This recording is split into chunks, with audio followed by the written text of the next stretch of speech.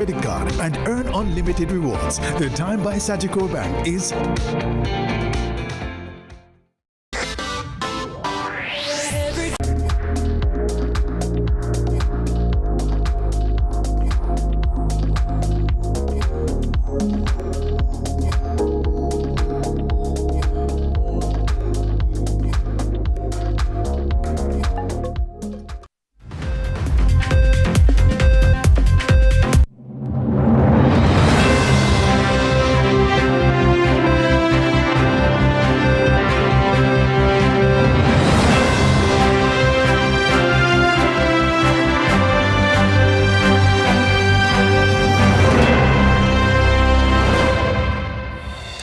Tonight in CVM News at 7, what's wrong? JPS warns of possible price increases as war on Iran drags on. We will eliminate them. Prime Minister wages war on criminals. Cleaning house, 9 JUTC drivers charged as fraud probe deepens. In small biz, big dreams, creative Christians. The story of one family's ingenuity. And in sports, home invasion. West Indies women lose T20 series at home against Aussies.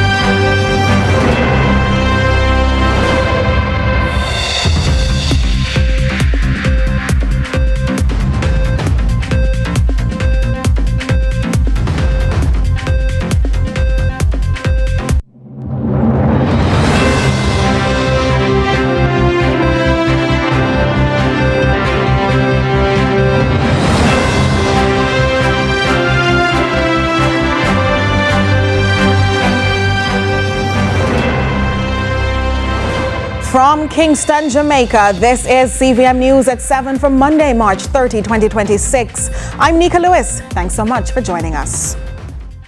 Up first this evening, Jamaicans are being warned to brace for possible higher electricity bills as rising global fuel prices driven by the conflict in the Middle East continue to impact the cost of generating power globally. The Jamaica Public Service Company, JPS, says electricity prices in Jamaica are largely influenced by global fuel markets. Approximately 70% of electricity is generated using liquefied natural gas or LNG, while the remaining 20% comes from heavy fuel oil and diesel, according to JPS. Now, the ongoing conflict in the Middle East has disrupted global fuel supplies, causing prices to surge.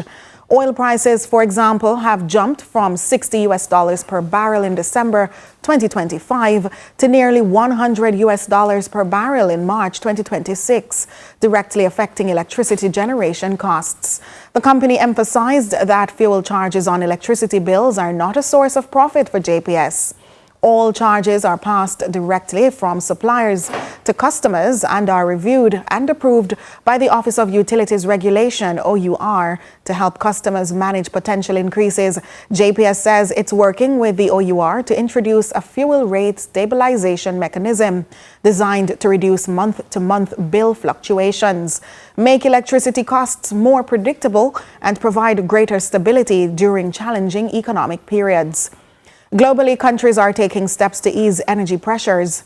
According to the International Energy Agency, IEA, G7 nations such as the United States, Canada, Japan, UK, France, Germany, and Italy have coordinated with them to release 400 million barrels from strategic reserves, while other governments are encouraging households, businesses, and public agencies to reduce fuel use in transport, industry, and daily activities to help stabilize markets.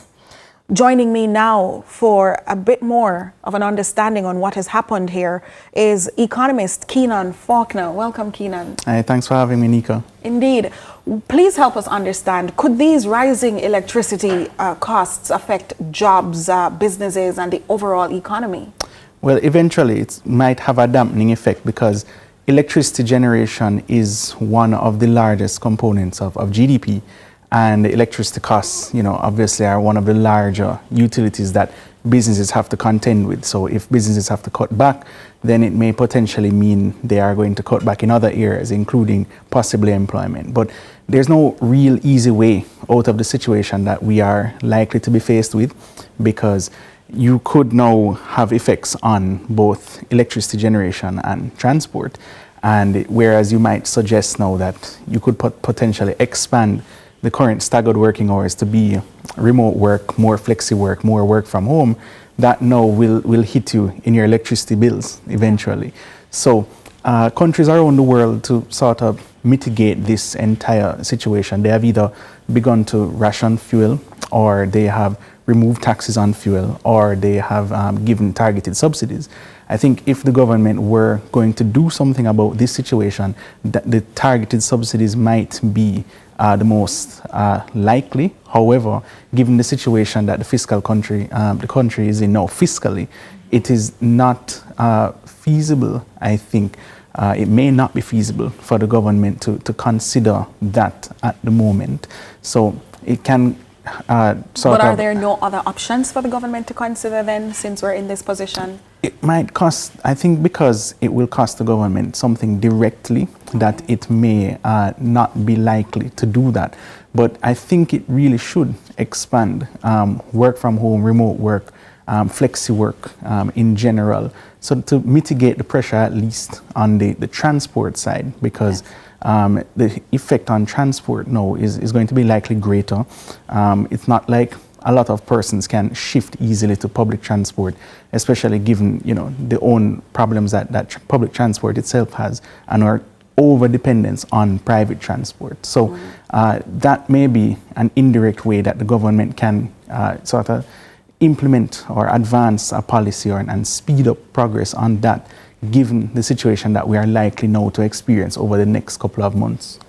Were we not anticipating something like this? I mean, we're about a month into this war.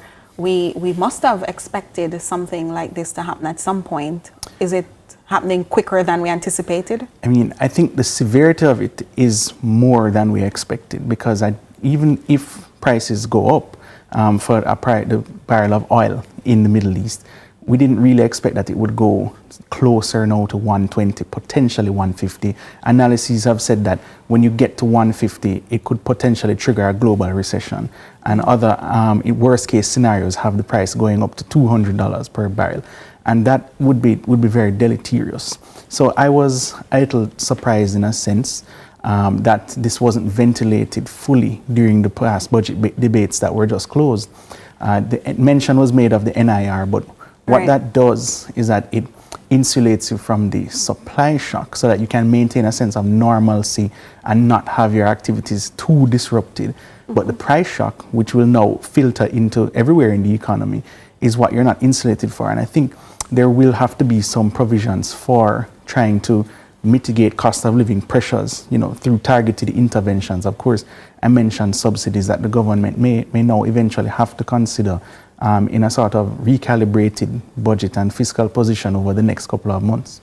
Did the government lag in its decision to make some statement or make a move in this regard? Much wasn't said in the budget about this during the debates, and then we had discussions right after that talking exactly about these things and the potential of it happening at this point. I know it's happening, and we still haven't heard anything. From where you sit, I know you may be speaking more to the policy side of it, but does that frame well for a government that is now in its third term based on what you're seeing? I think it would have been helpful if the government were more proactive on that front. It is difficult to predict the depth and the length of this entire crisis. And, we have put fiscal and monetary buffers in place to be able to withstand it better than we had been able to do in the past. But that might not necessarily be on its own sufficient in the immediate moment. So I think now the government has to sort of think very intensely about this over the next couple of weeks. We cannot just simply hope that things will return to normalcy, even if we go back to somewhat pre-war levels of tension. you won't find that prices will come down immediately. So right renewables away. seem to be a great option that we should be pushing for. Well, you know, Nika, we sort of tend to reflexively mention renewables in response to any oil crisis and shock, and it is something that, you know, during the ordinary course of events, we ought to have now accelerated beyond what current progress is. Of course, they are still now trying to get to a certain target by 2030. So progress, you know, is still ongoing on that. But even if we did not have a crisis, that is something that should be happening ordinarily. But it won't happen, you know, quickly enough to now mitigate what is currently immediately a pressing concern. Right, thank you so much, economist Keenan Faulkner. All right, still in the news, we have a developing story. 9 Jamaica Urban Transit Company JUTC drivers from multiple depots have now been formally charged in connection with offenses relating to an alleged misappropriation of fares and failure to issue tickets to passengers. Collectively, the charges include multiple counts of embezzlement and 106 counts of of failure in... Let's try that again. So embezzlement was one of the charges, as well as 106 counts in total of failure to issue tickets to passengers as part of ongoing investigations conducted in collaboration with law enforcement authorities. The charges were laid between March 18 and March 26, 2026. The drivers were subsequently granted bail. The company issued the update following CVM's breaking news item on March 18 regarding allegations of ticketing irregularities involving members of its driving staff. The drivers are scheduled to appear before the Kingston and St. Andrew Parish Court on April 21, 2026. The alleged offenses occurred across multiple dates in February and March 2026 and are linked to operations at various depots. Now to a CVM News follow-up. With water levels at the Hermitage Dam approaching critical levels, authorities are warning that Jamaica may be on the verge of a prolonged dry period. Water Minister Matthew Samuda says while there is no need for panic, the situation is being closely monitored using several key national indicators. Akeem Art caught up with the Water Minister and now reports. Water security is again in sharp focus as declining levels at the Hermitage Dam raise concerns about Jamaica's readiness for a potential drought. Portfolio Minister Matthew Samuda says the government is taking the developments seriously with close monitoring of conditions across the island. The country of Jamaica has a bimodal rainfall pattern. It's common at this time of the year. You'd already have been deep into water restrictions. In fact, last year you'd have had water restrictions 7 weeks earlier than we would have imposed at this stage. The rains associated with Hurricane Melissa and indeed the rainy period in December would have offset some of the usual January restrictions that you usually have. Restrictions usually start in January, not towards the tail end of March or early April. The CMO and the WMO have said that we are entering El Nino conditions, which suggests drier conditions over the next 3 months. So to ensure we don't have to have worse restrictions, should we not you get the usual May and June rains, we are being circumspect with our usage of the resource at this stage. Despite recent rainfall, inflows into the dam have not been enough to reverse the decline, adding pressure to an already strained water supply system, particularly in the corporate area. In response, the government has outlined plans to expand both the Hermitage Dam and the Mona Reservoir, moves aimed at increasing storage capacity and improving long-term water security. But the minister admits there are broader challenges. The broader issue and the more urgent one that will affect stability of supply in Spanish Town and indeed Portmore and Lower St. Andrew is the development of the Rio Cobra water treatment plant, which will supply 15 million gallons daily. Our current shortfall is about 10 million gallons daily. So this sort of investment will transform water supply along this corridor and ensure that as of next year, May, we won't have to have these sorts of restrictions in this part of the country. Beyond the corporate area, access to reliable water supply remains a daily struggle for many rural communities. The government says initiatives are underway to improve delivery, including expanding storage systems and providing additional support to vulnerable areas. We are continuing to invest at an unprecedented rate to ensure that we're able to improve their storage, their distribution systems, and their overall water reliability. This year, the government is investing some 15 billion Jamaican dollars into our water systems, much of which will benefit the northwest end of the island from Falmouth all the way to the west end of Negril and the communities in between. With climate variability and increasing demand continuing to place pressure on the island's water resources, authorities are urging conservation and greater public cooperation. Akeem Aret for CVM News. More news in just a moment.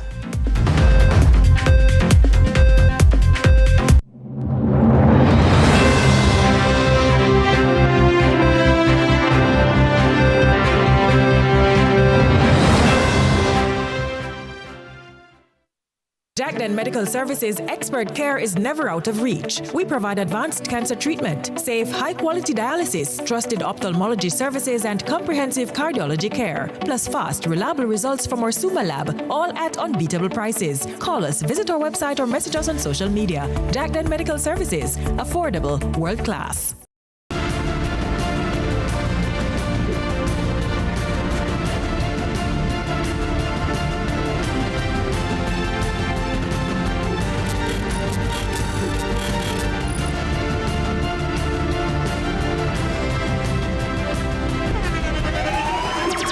The internationally acclaimed On Stage with Winford Williams. At a new time, Saturdays at 8 p.m. on CVM TV. So much more than entertainment. Every dream conquered is another dream game. I land and I fly again like a jet plane. Headed straight in your direction. 'Cause I'm wiser, one step closer. I'm winning 'cause I work so hard. And the music keeps on playing, and the people them I say we are mash up the dance. Oh, what a feeling! Don't stop dreaming. Keep on believing in the power of the feeling. Whatever you want, take a chance. Song in your heart, step in your dance. You got the spark, don't be the dark. Shine your lights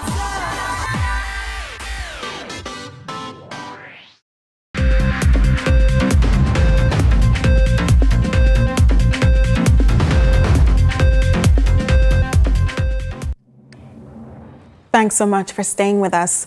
Still in the local segment, as the country continues to struggle to recoup following back-to-back lashings from natural disasters, compounded with the war in the Middle East, Prime Minister Dr. Andrew Holness is bent on taking out criminals who are stalling the nation's efforts toward full recovery.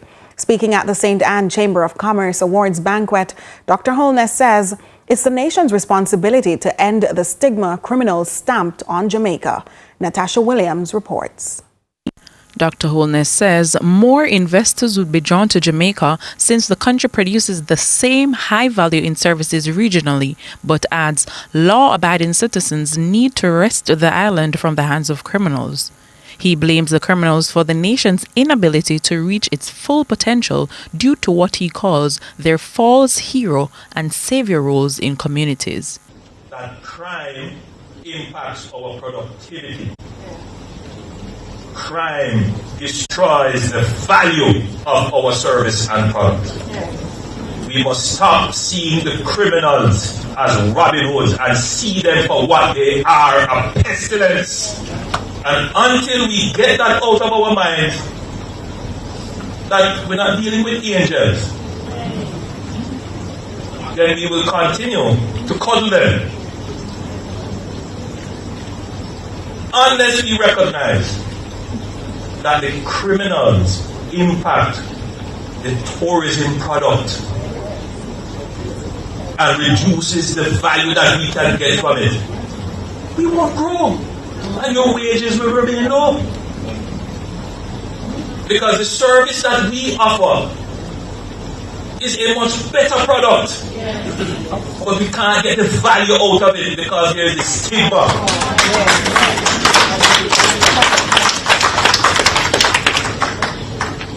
we will continue to go hard on the criminals.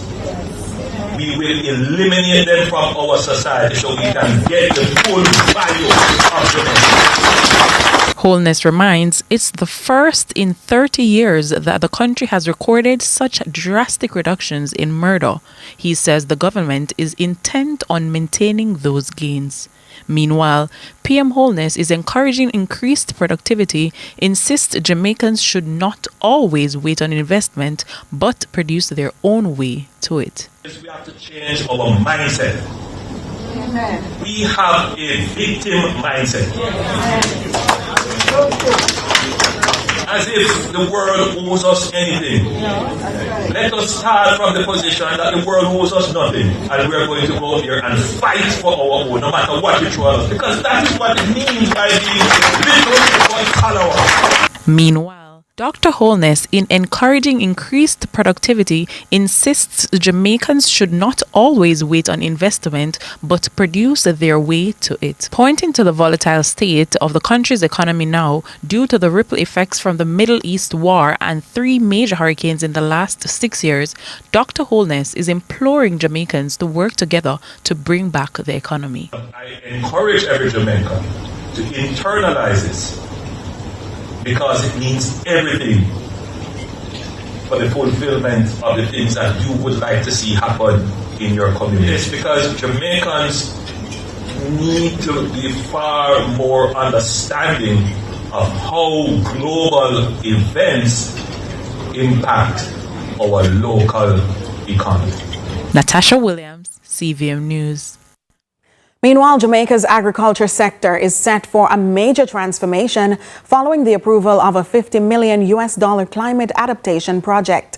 The funding secured from the Green Climate Fund is aimed at strengthening resilience among vulnerable small farmers and protecting livelihoods from the growing impacts of climate change. The announcement was made at a special media briefing on Monday. Here again is Akeem Arit. Jamaica's agricultural sector is reaping harvest as the government secures $50 million from the Green Climate Fund. Co-financing for the project will come from the Jamaica Social Investment Fund, the Ministry of Agriculture, Fisheries and Mining, the Development Bank of Jamaica, and the Food and Agriculture Organization. JSIF and DBJ will also serve as co-executing partners, ensuring national ownership and long-term sustainability. The project Adapt Jamaica, enhancing climate change resilience of vulnerable smallholders in central Jamaica, will be implemented with support from the Food and Agriculture Organization. Agriculture Minister Floyd Green says the initiative will focus on 4 key priority areas aimed at building resilience and increasing productivity. Firstly, climate resilient agriculture and food loss and waste. We do lose about 30 to 40% of the food that we produce now in our agricultural ecosystem. The second area will focus on strengthening climate information services. The third area on policy and institutional strengthening. And the fourth on investment-ready financing solutions. The initiative is expected to benefit more than 700,000 people in communities already facing worsening climate impacts, including prolonged drought, stronger hurricanes, and unusual rainfall patterns. Matthew Samuda is the Minister of Water, Environment and Climate Change. Little over $40 million of this sum is indeed grant financing. And this represents not our first, second, or third financed project, certainly from our international partners, but the single largest project that we have engaged thus far by way of grant funding. So we know the damage that would have been done in every sector of the economy. But we know when the damage is done in the agriculture sector of the economy, it hurts a little more because it is one of the most inclusive parts of our economy. The Agriculture Minister adds that 6 parishes identified through over 2 decades of data as the most vulnerable to climate shocks will be prioritized under the program. Those are Clarendon, Trelawney, Manchester, St. Anne, St. Catherine, and St. Elizabeth. Again, these areas combine high climate exposure, rural poverty, food insecurity, land degradation, and limited access to irrigation and financing. Importantly, these parishes are responsible for a significant share, in fact, about 70% of our domestic production is produced by these 6 parishes. Implementation is expected to span 5 to 6 years with a strong emphasis on practical, scalable solutions at the farm level to ensure long-term impact. We will look to develop model farms and farm clusters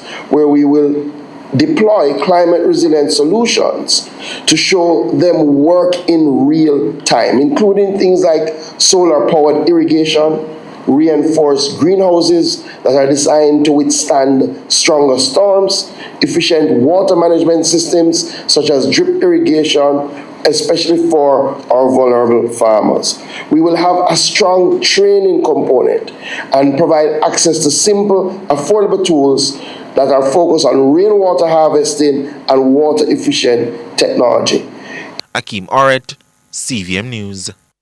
In the meantime, Jamaica is moving to reduce its reliance on food imports as the government says local production has increased in key crops as part of a wider push to strengthen food security. Agriculture Minister Floyd Green says targeted programs have boosted output in items like onions, cabbage and lettuce, with some areas now near self-sufficiency. He says the main challenge remains imported feed.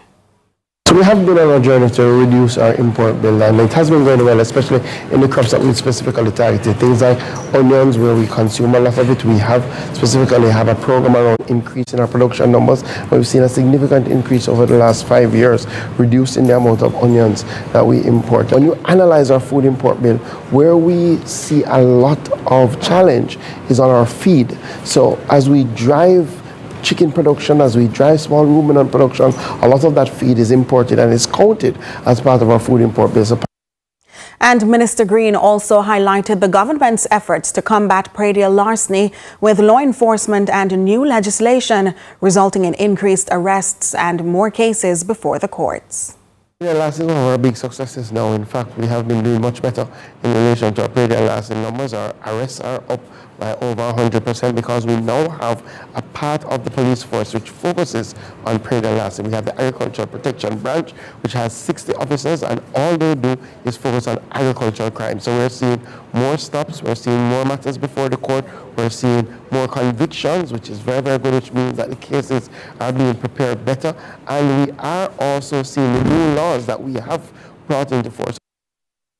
The Yallahs Market in St. Thomas has officially reopened and following the completion of Phase 1 of reconstruction works by the Ministry of Local Government and Community Development. With the details, here's Carla Ramdeen.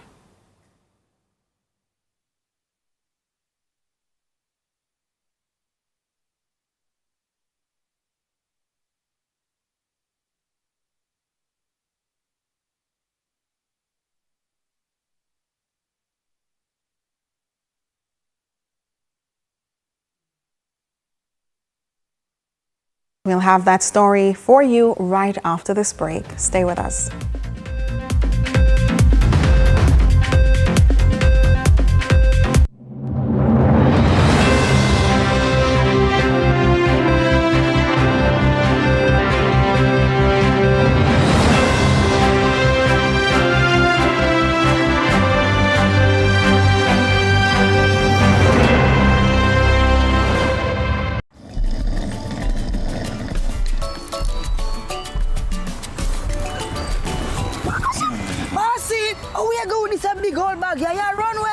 Use what? Immigration officer?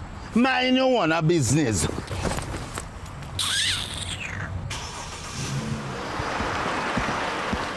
You have anything to declare in that bag? Officer, you not got nothing better to go do. Open up the bag. Oh, me not open nothing. If you don't comply with the law, I'm going to ask you to step out the vehicle. Where you going so much bun? Officer, it's Easter. Everybody have to get bun. My wife, my mother, my father, even my granny have to get bun. So what? Me can't get a bun? Of course. Because, officer, even you have to get bun. Go on, put this in the car. Buy your mother's bakery Easter bun and share it with the whole family. Because this Easter, everybody have to get bun. Tune in to Lead Story. Weekdays at 6 p.m.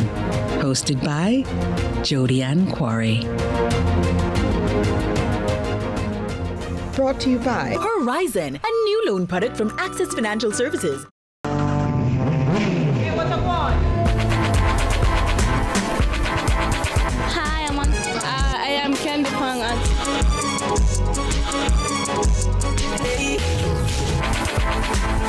a guan?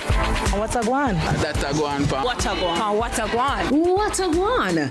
Mondays, Wednesdays, and Fridays at 8 a.m., 1:30 p.m., and 10 p.m. on CVM TV. That's a guan pa. What a guan?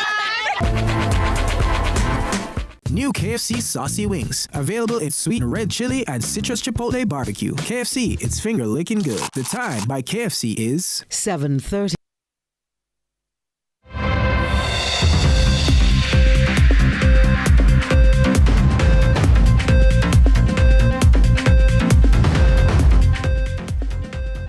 Thanks so much for staying with us. Well, a local entrepreneur is transforming recycled tennis strings into a unique jewelry business.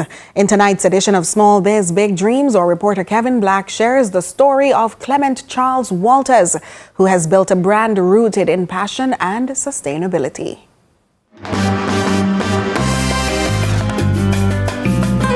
Tonight on Small Biz, Big Dreams, we meet a family-driven enterprise turning recycled materials and faith-based messages into a unique line of products. This is Small Biz, Big Dreams.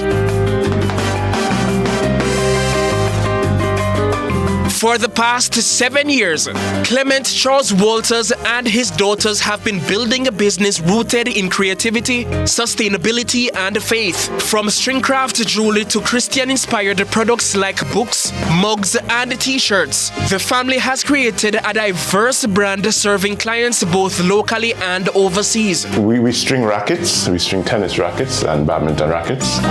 And because I am a recycler at heart, I'm always thinking of ways of recycling stuff, because I remember way back in the day as a teenager I did a juice business, and I made marmalade from the pulp and the skins. So I'm always looking for ways to recycling. My daughters are very busy. I always try to include them in everything. They're the face of the business.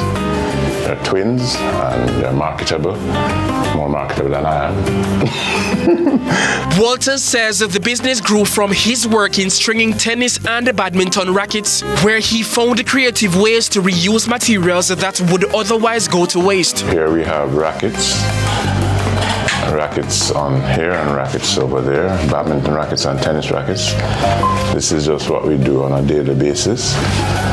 We string, as I said, over 100 rackets a month. These are the strings that we take out of the rackets. We cut them, and we can use like these strings as things that go around the wrist for bracelets, and we put beads on them. For aspiring entrepreneurs, Walters has a simple message: don't give up when challenges arise. He encourages young business owners to stay flexible, keep learning, and continue pushing toward their goals. You don't give up at the first snag, because what happens is that the statistics are doomed people to failure. They don't want to continue when they reach a snag in the road. But you just have to push through, believe in your dream, have big dreams, and persevere. We have an IG page. It's Racketry Stringing Service. And there's also DNA by the twins. And my daughters will speak more to you about the DNA by the twins. This whole feature we've been referencing Clement's daughters. Next week, we meet them and their business called DNA by the Twins. Until then, for Small Biz, Big Dreams, I'm Kevin Black. And we head back to the east now. The Yallahs Market in St. Thomas has officially reopened to vendors and shoppers following the completion of Phase 1 of the reconstruction efforts by the Ministry of Local Government and Community Development. With the details, here's Carla Ramdeen.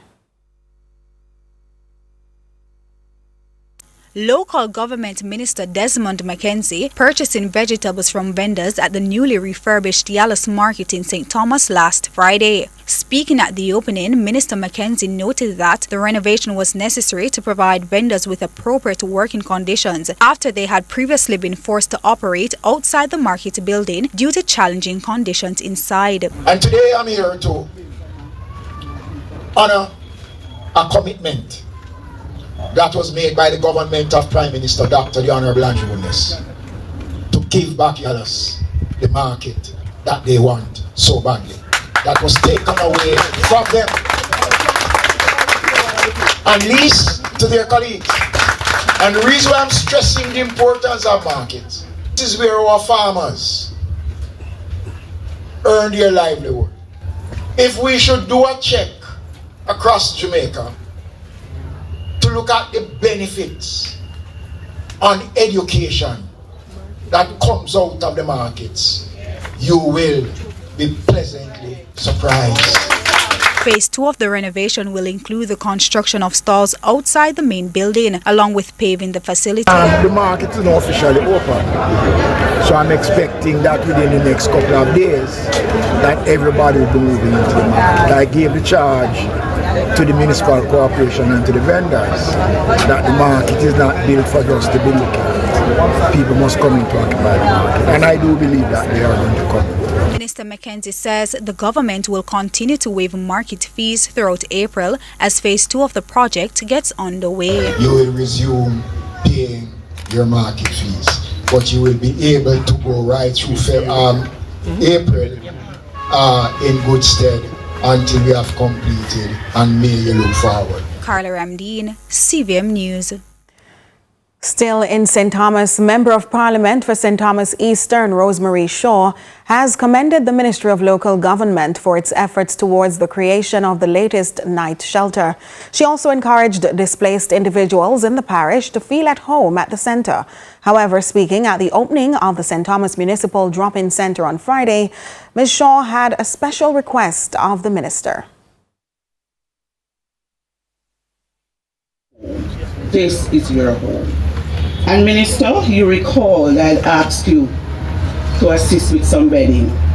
I know that you can't do everything, but I am here advocating on behalf of this centre for a few more bedding.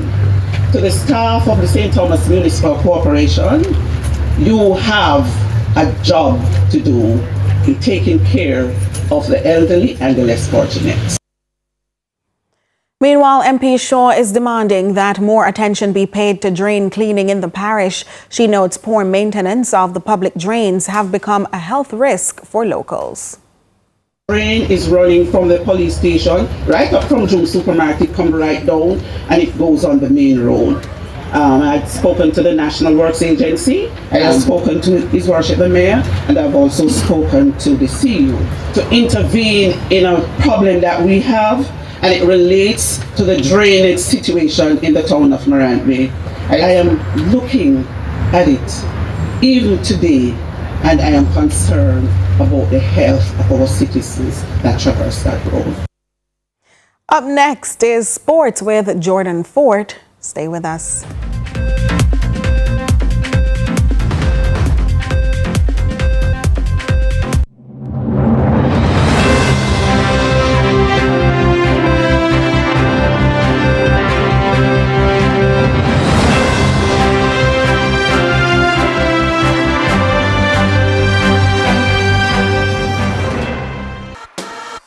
This is Flow, Jamaica's fastest mobile network, as verified by Ookla. It's the result of a complete network rebuild, with more power backup to reduce outages and satellite backup for greater mobile stability. You can even make regular calls using Wi-Fi. Welcome to our new era of connectivity, and we're not stopping there. This is Flow, Jamaica's network. Power in great moments.